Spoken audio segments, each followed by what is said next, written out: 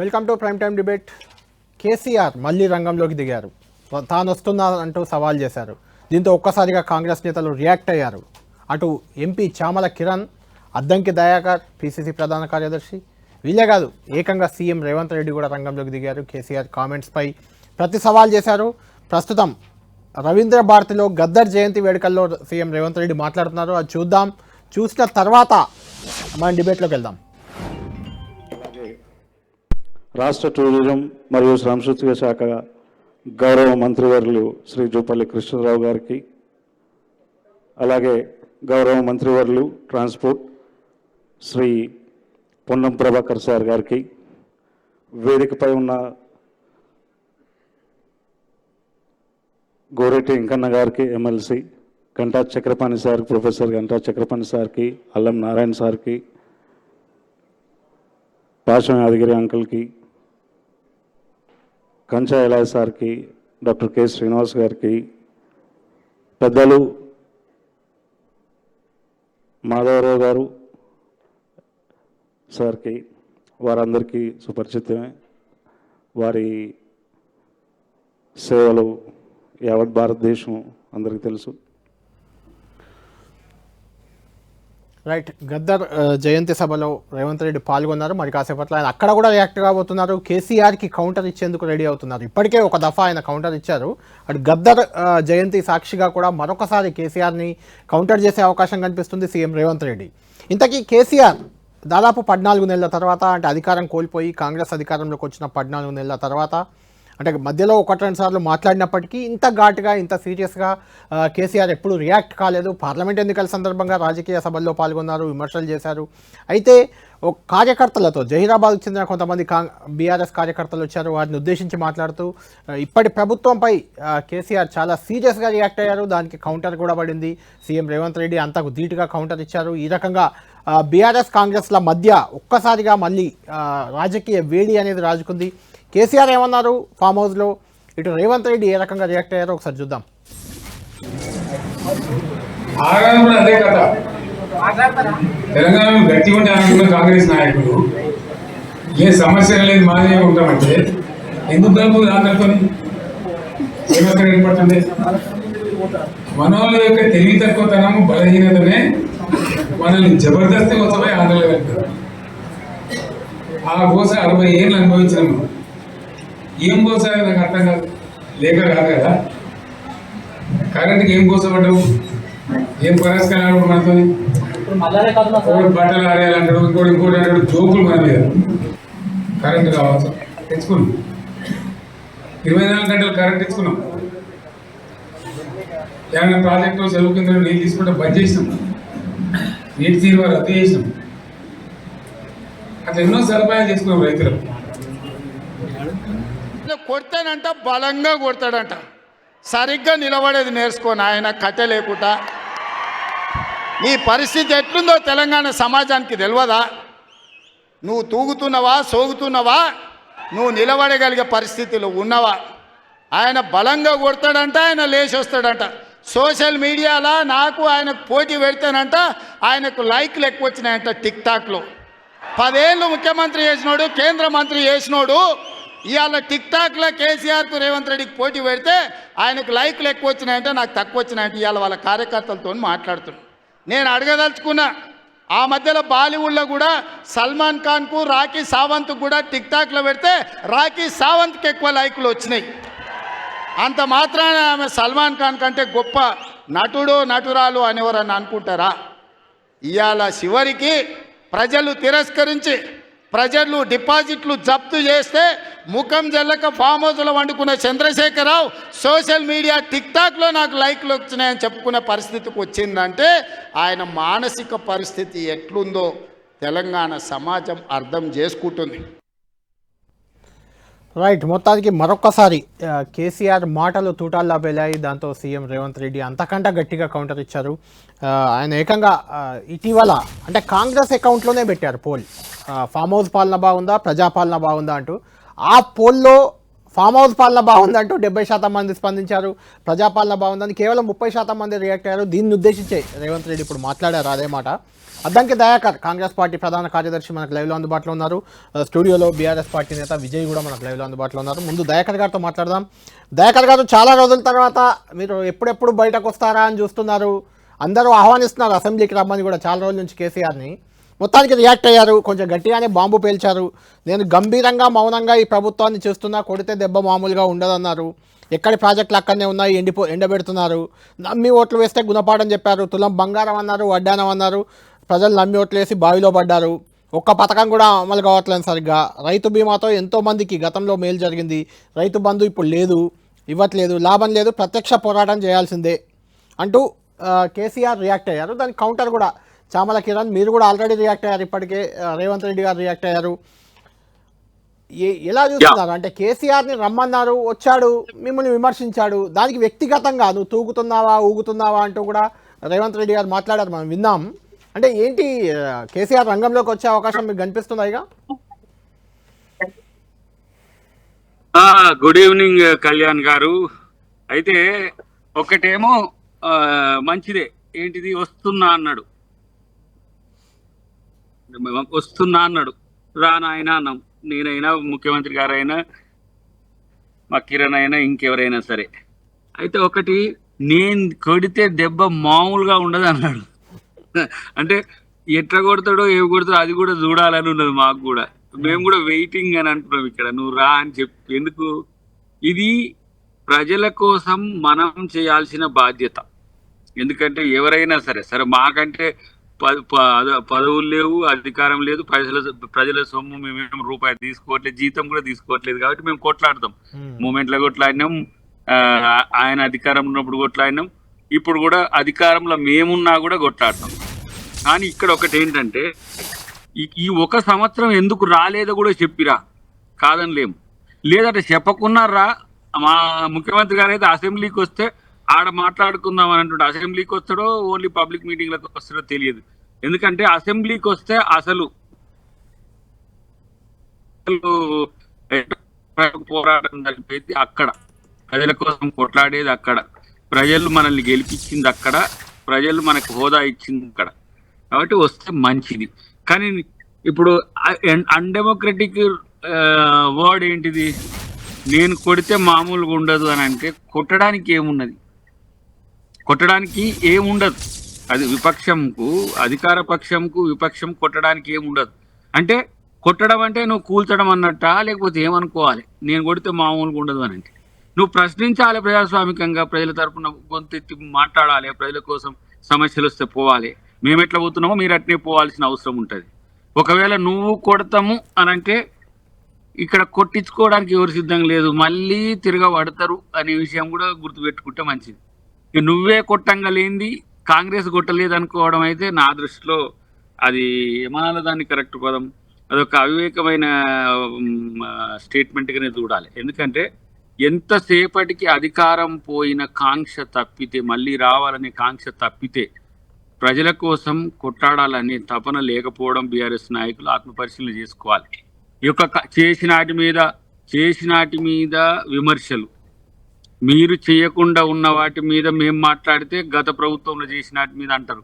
మరి మీరు రావట్లేరు అంటే మేము వస్తేనే వెళ్తుందా అంటారు, వస్తేనే వచ్చి కొడతామంటారు. కొడితే మళ్ళీ ఏమిటి ఆ దెబ్బ ఎట్లా ఉంటుందో దానికి సంబంధించి కూడా ఎదుర్కొనేందుకు సిద్ధంగా ఉండి రావాల్సిన అవసరం ఉందనేది నా యొక్క అభిప్రాయం. ఎందుకంటే మీరు చేసిన ఆర్థిక విధ్వంసానికి తెలంగాణ ప్రజలు విలువలాడే స్థితి వచ్చింది, అసలు మామూలుగా లేదు. అప్పుడు ఆ వైరం ఎట్లుంటుందో, ఆ యుద్ధం ఎట్లుంటుందో అది అసెంబ్లీలో కూడా చూసుకుందాం. అసెంబ్లీకి కూడా వస్తాడో రాడో మళ్ళీ ఒకసారి ఇప్పటి నుంచి అందాం. మళ్ళీ 10-15 రోజులకు వెళ్ళి ఫిబ్రవరిలో పెడతా అన్నాడు కదా, ఫిబ్రవరిలో అసెంబ్లీ ఉంటది, అప్పటికి కూడా వస్తే మంచిది.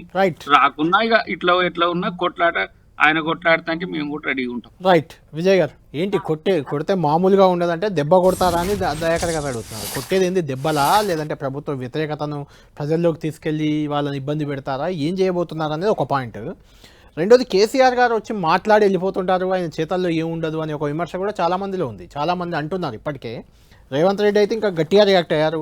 ఫామ్ హౌస్లో కూర్చొని వచ్చిన వారికి సోది చెప్పడం కాదు, అసెంబ్లీకి రా చర్చిద్దాం, అసెంబ్లీకి వస్తే ఏ ఊళ్ళో ఎంత రుణమాఫీ చేశానో చెప్తా, ధనిక రాష్ట్రాన్ని అప్పుల కుప్పగా చేశావు నువ్వు, ఇచ్చిన హామీలు మేము అమలు చేస్తున్నాం, నీలాగా మాటలు ఎగ్గొట్టేవాడిని కాదు, మాట ఇచ్చి ఎగ్గొట్టేవాడిని కాదు, రాష్ట్రంలో అందరూ ఆనందంగా ఉన్నారు, అబద్ధాలు చెప్పడం వల్లే రాష్ట్రంలో కేసీఆర్ ఓడిపోయారు, ప్రజలు తిరస్కరించినా ఇంకా బుద్ధి రాలేదు కేసీఆర్కి, ఆయన ఊగుతున్నాడు తూగుతున్నాడో కూడా తెలియదు, చక్కగా నిలవడం అన్నాడు అంటున్నాడు ఆయన. రేవంత్ రెడ్డి గారు ఎవరు ఊగుతున్నారు, ఎవరు ఊగుతున్నారు, ఎవరు తూలుతున్నారో మీ క్యాబినెట్లో ఒకసారి మీరు పరేడ్ పెడితే ఎవరు ఊగుతున్నారు, ఏ టైంలో ఊగుతున్నారో వాస్తవాలు తెలుస్తాయి. మీరు ఏ నోటికి ఏది వస్తే అది మాట్లాడడం, మరి ముఖ్యమంత్రి హోదాకి మీరు కనీసం గౌరవించండి. మా దయాకరణ పాపం ఆయన చాలా ఉద్యమకారుడు, ఆయన అంటే మాకు చాలా గౌరవం. మా అన్న ఆయన కామన్ ఆయన చేసుకోవాలి, అది వెనకేసుకురావాల్సి వస్తుంది. ఎందుకంటే ఇంకా కూడా అన్నకు అన్యాయం జరుగుతూ ఉంది. ఆయన ఇక్కడైనా అన్నకు న్యాయం చేయాలని రేవంత్ రెడ్డి గారు ఆయనకు న్యాయం చేయాలని నేను ఈ వేదిక 10 వేదిక నుంచి కోరుకుంటా ఉన్నా. రేవంత్ రెడ్డి గారికి ఇంకా కూడా టిక్ టాక్ అని మాట్లాడతాడు. టిక్ టాక్ అనేది ఉందా అసలు? ఈ దేశంలోనే బ్యాన్ అయిపోయింది. కనీసం ఆయన అప్డేట్ కావాలా రేవంత్ రెడ్డి గారు? కళ్యాణ్ గారు మీ దగ్గర నుంచి 10 వేదిక నుంచి నేను 10 వేదిక నుంచి రేవంత్ రెడ్డి గారికి సూచిస్తా ఉన్నా, అయ్యా రేవంత్ రెడ్డి గారు మీరు దయచేసి అప్డేట్ కాండి, మీరు మైండ్ అప్డేట్ కాండి, మీరు టెక్నాలజీ అప్డేట్ కాండి, మీరు చాలా అప్డేట్ కావాల్సి వస్తుంది. మీరు ఇప్పుడు ట్విట్టర్ ఉంది, నిన్న పెట్టింది నీ party Telangana Pradesh Congress committee Twitter handle నుంచి అఫీషియల్గా పెడితేనే ఇచ్చినారు. అది మేము మా పార్టీ అకౌంట్ నుంచి విన్నారా? సల్మాన్ ఖాన్ కు రాఖీ సావంత్ కు పెడితే రాఖీ సావంత్ కి ఎక్కువ ఓట్లేసారు అంటే కేసీఆర్ రాఖీ సావంత్ తో పోల్చారు ఆయన. ఇంకా ఆయన రాఖీ సావంత్తో పోలుస్తా ఉన్నాడు. దయచేసి ఆయన తారల జమాన్లో వెళ్ళిపోవాలి. ఇప్పుడు మొత్తం కూడా ఎప్పుడు పుష్ప 2 వచ్చేసింది, అప్డేట్ అయిపోయింది. మీ తారల జమాన్లో మీరు మాట్లాడుకుంటే మీకు వాళ్ళ మీద తారల మీద అంత ప్రేమ ఉంటే మేమేం చేసేది లేదు. దయచేసి మీరు అప్డేట్ కానీ ఇప్పుడు పుష్ప 2 ఉంది, ఇప్పుడు నేషనల్ క్రష్లు వచ్చారు, వాళ్ళ గురించి మాట్లాడండి. రాఖీ సావంత్ సల్మాన్ది అది ముగిసిన అధ్యాయం, అది అయిపోయింది. అది మీరు దయచేసి మీరు ఇంకోటి మాట్లాడారు, ఏ తండకి వెళ్తే ఎంతమందికి రుణమాఫీ చేసినామో నేను నిరూపిస్తా రా అని చెప్పేసి మాట్లాడుతున్నాను. మా కేటీఆర్ గారు, మా హరీష్ రావు గారు ప్రతిరోజు నిన్ను ప్రశ్నిస్తా ఉన్నారు. వారి ప్రశ్నలకు నువ్వు ఆన్సర్ ఇస్తలేవు, వాళ్ళకే ఆన్సర్ ఇస్తలేకుంటే నువ్వు రేవంత్ రెడ్డి గారు కేసీఆర్ గారికి ఆన్సర్ ఇస్తే అంత మొనగాడైనా, అంత పెద్ద మొనగాడైనా ఈయనకు అంత సీన్ ఉందా? ఏదో నీకేదో ఎడ్డిమారి గుడ్డివాడి నీకు అధికారం ఇచ్చినారు, కాంగ్రెస్ పార్టీ ఓట్లు వేసినారు, నువ్వు చెప్పినటువంటి మోసపూరిత హామీలు, నువ్వు చెప్పినటువంటి 420 హామీలు, నువ్వు చెప్పినటువంటి ఏదైతే 6 గ్యారెంటీలు అమలు చేస్తామని చెప్పి విజయ్ గారు ఇదంతా సరే రాజకీయ విమర్శలు ఇవన్నీ రేవంత్ మీరు ఒక నిమిషం ఆయన కేసీఆర్ గారు అనడం కాదు. 14 నెలలుగా ప్రతిపక్ష నేతగా కేసీఆర్ జనంలోకి వచ్చింది లేదు, పోరాడింది లేదు. ఒకటి. రెండోది, నేను కొడితే దెబ్బ మామూలుగా ఉండదు. ఏం కొడతారు? Farm house. కేసీఆర్ గారు మొదట్లోనే స్టార్టింగ్ మా పార్టీ నాయకత్వానికి ఎమ్మెల్యేలకు తను కూడా స్వయాన చెప్పాడు, ఒక ఏడాది పాటు వీళ్ళ యొక్క పరిపాలన ఎలా ఉందో చూద్దామని చెప్పేసి మాట ఇచ్చి మాట తప్పనిటువంటి వ్యక్తి కేసీఆర్ గారు. వారు 1 ఇయర్ కాలంలో ఏం చేస్తారో చూశారు. కానీ ఈరోజు చాలా విద్యార్థుల నుంచి రైతుల వరకు మొత్తం పండు ముసళ్ళ వరకు ఈరోజు బాధపడతా ఉన్నాయి. రాష్ట్రంలో ఎన్నో ఆత్మహత్యలు జరుగుతూ ఉన్నాయి. ఇవాళ దాని మీద చూసి కడుపు మండి ప్రజలు పెడుతున్నట్టు బాధలు చూసి తట్టుకోలేక కేసీఆర్ గారు ప్రశ్నించాల్సిన అవసరం వచ్చింది, చరిత్రాత్మక అవసరం వచ్చింది. 14 మాసాలు పూర్తయినాయి, ఇంకా కూడా రేవంత్ రెడ్డి గారు ఇంకా గాలిలో మెడలు కడతా అని చెప్తే మాట్లాడితే ఏం లెక్క అది?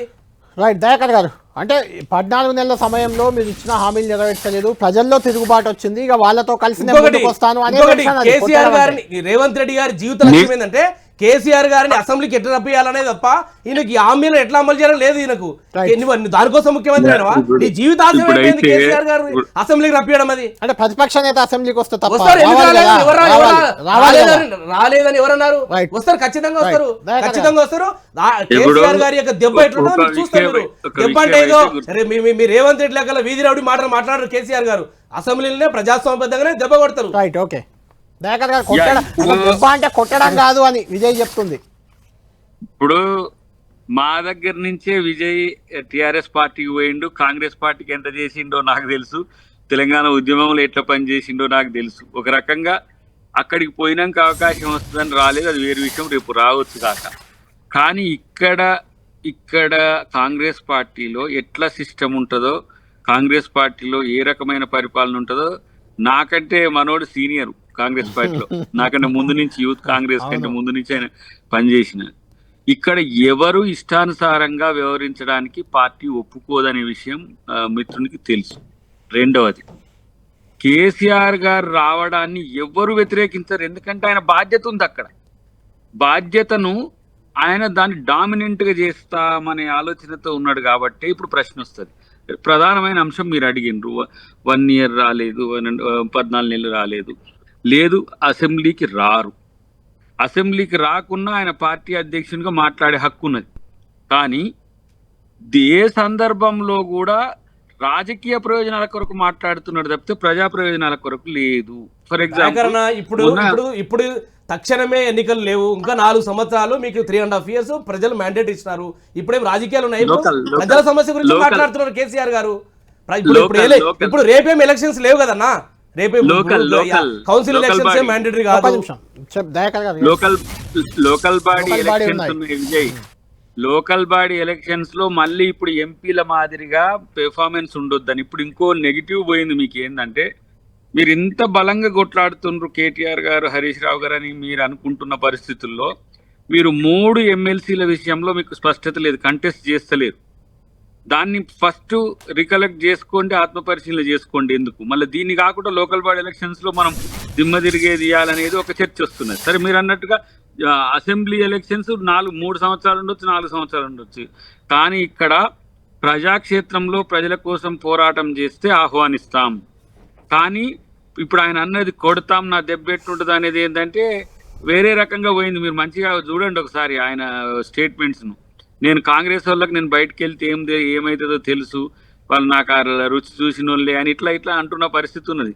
కాబట్టి ఇవాళ మీరు ఆలోచించాల్సింది ఏంటంటే ఒకవేళ కేటీఆర్ హరీష్ రావు గారితో కావట్లేదా, అందుకనే కేసీఆర్ వస్తున్నాడు అనేది నేను ఒక ప్రశ్న, మౌలికమైన ప్రశ్న వేస్తున్నా. వచ్చేది కొట్టడానికి వచ్చేది జనం కోసం రావాలి అనేది నేను అంటున్నా. మూడవది, నీ కొరకే వెయిటింగ్ చేస్తున్నాం నాయన, మీ వాళ్ళకి ఇద్దరికి అటు రావట్లేదు ఇటు రావట్లేదు, అంతో ఇంతో కొంచెం తరీకా ఉన్నది కేసీఆర్కి, అది ఏ స్థాయిల్లోనైనా సరే.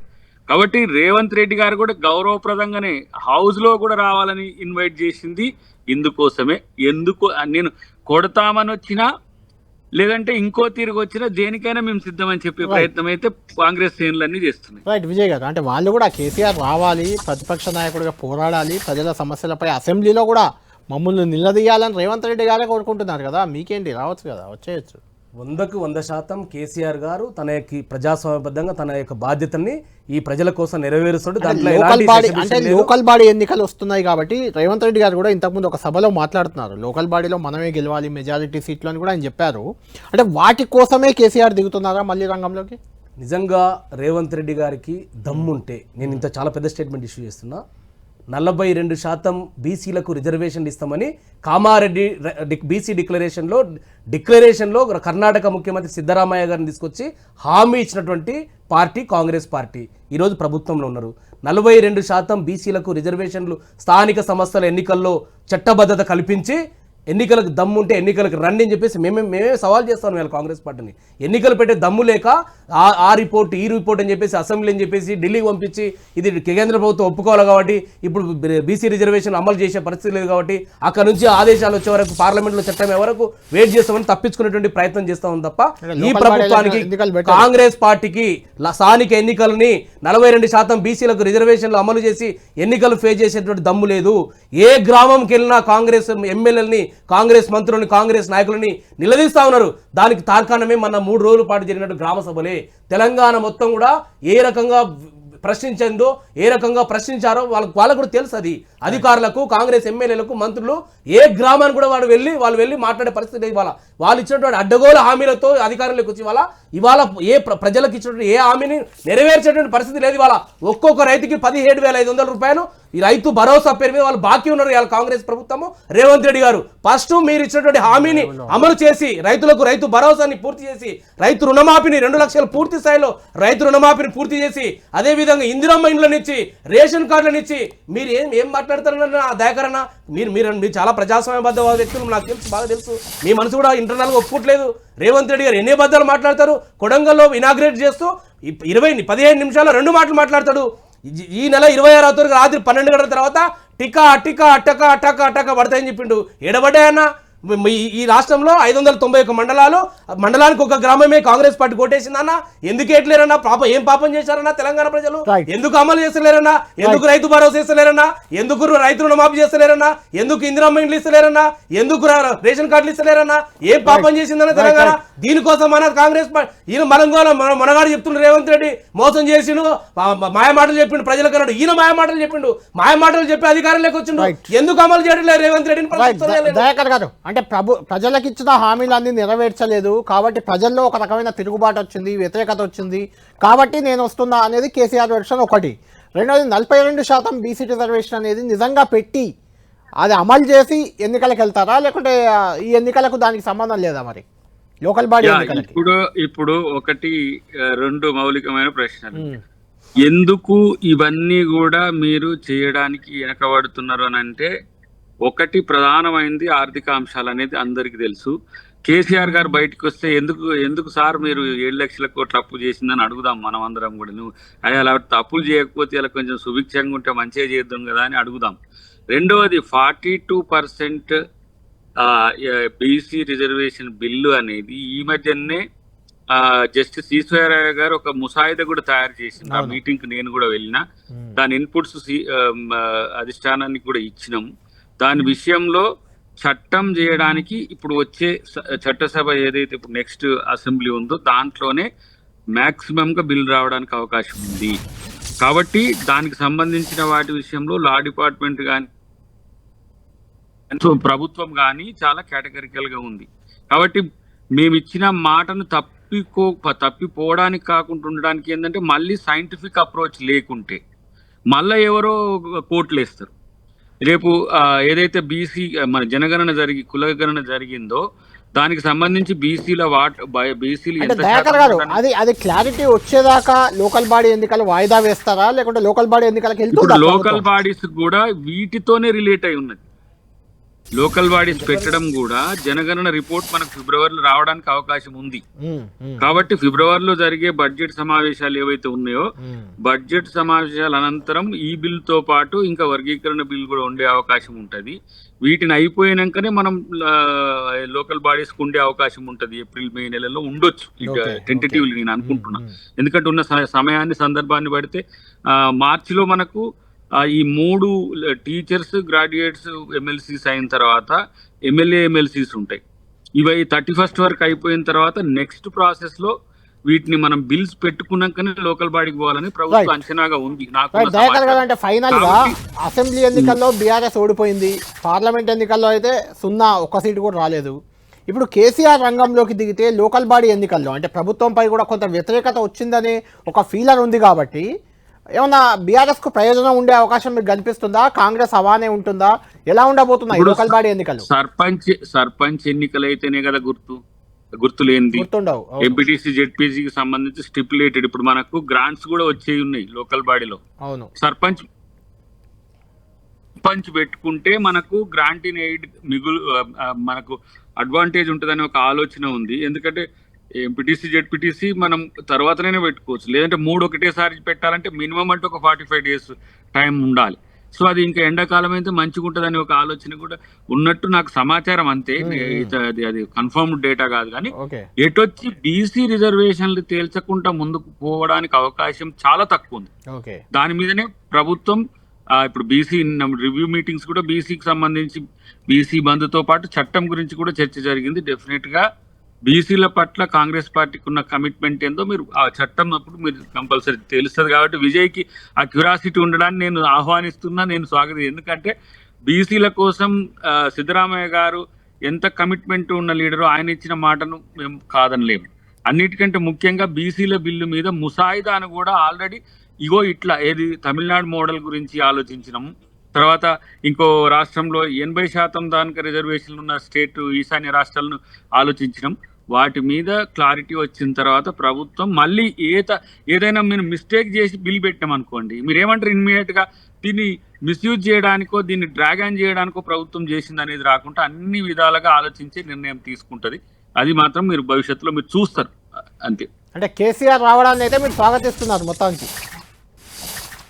ఎందుకు ఎందుకు వద్దంటాం బ్రదర్? ఆయన అన్న నోషన్ను వ్యతిరేకిస్తాం, కానీ కేసీఆర్ రావడం అనే దాని వల్ల మీకు ప్రజలకు కూడా మా పక్షాన ప్రతిపక్షం కొట్లాడడానికి ఉన్నదని, మేము ప్రజాపక్షం, మేము ప్రజలు మాకు ప్రతిపక్షం కానీ ఎందుకు దయాకర్ గారు అంటే ఈ మధ్య నిన్న మీరే మీ కాంగ్రెస్ హ్యాండిల్లో ట్విట్టర్ అకౌంట్లో పెట్టుకున్నది, ఎక్స్లో పెట్టింది, అది మీ కాంగ్రెస్ పార్టీ పెట్టిన పోల్. అందులో ప్రజాపాలన కావాలా అని మంచి పాజిటివ్ వర్డ్ పెట్టారు, ఫామ్ హౌస్ పాలన కావాలని నెగటివ్ వర్డ్ పెట్టారు. అయినా ఫామ్ హౌస్ పాలన కావాలనే ఎక్కువ రిజల్ట్ వచ్చింది. ఎందుకు వచ్చిందంటారు అది? ఫామ్ హౌస్ పాలన అంటే ఇప్పుడు వీళ్ళకు దాదాపు నేను అనుకుంటా 100 సోషల్ మీడియా అకౌంట్లు ఉన్నాయి. హ్యాండిల్స్ అంటే మీకు కూడా ఉన్నాయి కదా, కాంగ్రెస్ పార్టీ వాళ్ళతోని ఇది చేసి ఉండొచ్చు నేను. కానీ ఫామ్ హౌస్ పాలన అని అంటే ప్రజాపాలనకు పోటీ పెడితే మాకే ఇచ్చింది కదా అధికారం. వారు ప్యాలెస్ పాలన, జూబ్లీ హిల్స్ ప్యాలెస్ పాలన, ఇది ప్రజాపాలన కాదు, కానే కాదు, ఎట్టి పరిస్థితుల్లో కాదు. ఇది జూబ్లీ హిల్స్ ప్యాలెస్ పాలన. ముఖ్యమంత్రి గారి అధికారిక నివాసం ఉండగా రేవంత్ రెడ్డి గారి యొక్క దొర పోకడ ఎందుకు ఇవాళ, పటేల్ పోకడ ఎందుకు అలా జూబ్లీ హిల్స్ ప్యాలెస్ ఎందుకు పరిపాలన చేస్తా ఉన్నాడు? దాని మీద ఆన్సర్ ఇవ్వండి. రెండోది, కళ్యాణ్ గారు మా దయాకరణ ఒక మాట మాట్లాడుతాడు. రేవంత్ రెడ్డి గారితో నేను స్పీచ్ విన్నాను ఇందాక షాద్నగర్లో. ఈ రాష్ట్రం ఏదో అప్పుల కుప్ప అయిపోయింది, మేము ఏదో ఉందనుకున్నాము, లంక బిందెలు ఉన్నాం అనుకోను. అప్పుడు అసెంబ్లీ అట్లా మాట్లాడు, ఇవాళ కూడా అదే మాట్లాడు. ఆ రోజు అనేక కాంక్లేవ్లో, టీవీ డిబేట్లలో మీరు కానీ ఎవరు రేవంత్ రెడ్డి గారు కానీ, అదేవిధంగా ఆనాడు ఉన్నటువంటి ప్రతిపక్ష నాయకుడు సిఎల్పి లీడర్ బట్టి విక్రమార్క గారు, ఈ రోజు ఉన్నటువంటి ఫైనాన్స్ మినిస్టరు, డిప్యూటీ సీఎం గారు, వారు అనేక వేదికల్లో చెప్పారు, మాకు తెలుసు ఈ రాష్ట్ర ఆర్థిక పరిస్థితి మాకు తెలుసు, ఆదాయ వనరులు మాకు తెలుసు, ఇవన్నీ క్రోడీకరించుకొని మేము హామీలు ఇస్తా ఉన్నామని చెప్పేసి మాట్లాడిన నాయకత్వం ఎందుకు మా దయాకర్ అనేది మాట్లాడతారు, ముఖ్యమంత్రి అదే మాట్లాడతారు. ఆర్థిక అంశాలు కొన్ని తక్కువ ఉన్నాయి కాబట్టి మేము అమలు చేయడంలో కొంచెం విఫలమవుతా ఉన్నాము, లేట్ అవుతా ఉంది. ఎందుకు ఈ యొక్క డగ్గ బాధ్యత మాట్లాడతారు ఇవన్నీ? ఇది ఎందుకు ఇట్లా తప్పించుకునే విజయ్ గారు ఫైనల్ గా చెప్పండి, అంటే ఎప్పుడు కేసీఆర్ గారు ఎప్పుడు వస్తారు? ఫిబ్రవరి సభకు వస్తారా, ముందే వస్తారా? కేసీఆర్ గారు యొక్క ప్రభంజనాన్ని ఈ కాంగ్రెస్ పార్టీ ముఖ్యమంత్రి వీళ్ళు కొట్టుకపోతారు, తట్టుకోలేరు. ఎప్పుడు ఖచ్చితంగా ఫిబ్రవరి చివరి వారంలో కేసీఆర్ గారు స్వయాన ప్రకటించారు సభ ఉంటుందని చెప్పేసి. నేను చెప్తా ఉన్నాను. ఇంకొకటి రేవంత్ రెడ్డి గారు, మీరు గతంలో మొన్ననే ఆర్బీఐ నివేదిక ఇచ్చింది 3,27,000 కోట్లు మాత్రమే 10 సంవత్సరాలు అప్పు చేసిందని. మీరు 13 మాసాలనే 1,60,000 కోట్లు అప్పు చేసి ఏం పథకం చేశారు, ఏం అభివృద్ధి చేశారు మీరు? కాదు విజయ్, అసలు చర్చ కాదు ఇది. ఓన్లీ విజయ్ని అడిగేది ఏంటంటే, రేవంత్ అన్న ఇల్లు కేటీఆర్ కేసీఆర్ కంటే తెలియదు, కానీ రేవంత్ అన్న ఇల్లు మా విజయ్కి తెలియదు. అది ప్యాలెస్. కేసీఆర్ గారి ఇంటికి వెళ్దాము, టెన్ టీవీ కెమెరా లైవ్ తీసుకొని వెళ్దాము, నందినగర్ లో ఉన్నటువంటి కేసీఆర్ గారి ఇంటికి వెళ్దాము, ఇప్పుడు జూబ్లీ హిల్స్ లో ప్యాలెస్ లో ఉన్నటువంటి ముఖ్యమంత్రి రేవంత్ రెడ్డి గారి నివాసానికి వెళ్దాము. ఎవరి ప్యాలెస్ అని తేలిపోతుంది, ఎవరి ప్యాలెస్ తేలిపోతుంది. దయాకర్ గారికి కూడా తెలుసు కేసీఆర్ నందినగర్ ఇల్లు, దయాకర్ ఏ రూమ్ లో ఏముంటది కూడా తెలుసు, అనువను తిరిగి ఇద్దరికి విజయ్ గారు దయాకర్ గారు మీ ఇద్దరికి రెండు ఇల్లు తెలుసు. రైట్, థ్యాంక్ యూ దయాకర్ గారు, థ్యాంక్ యూ విజయ్ గారు.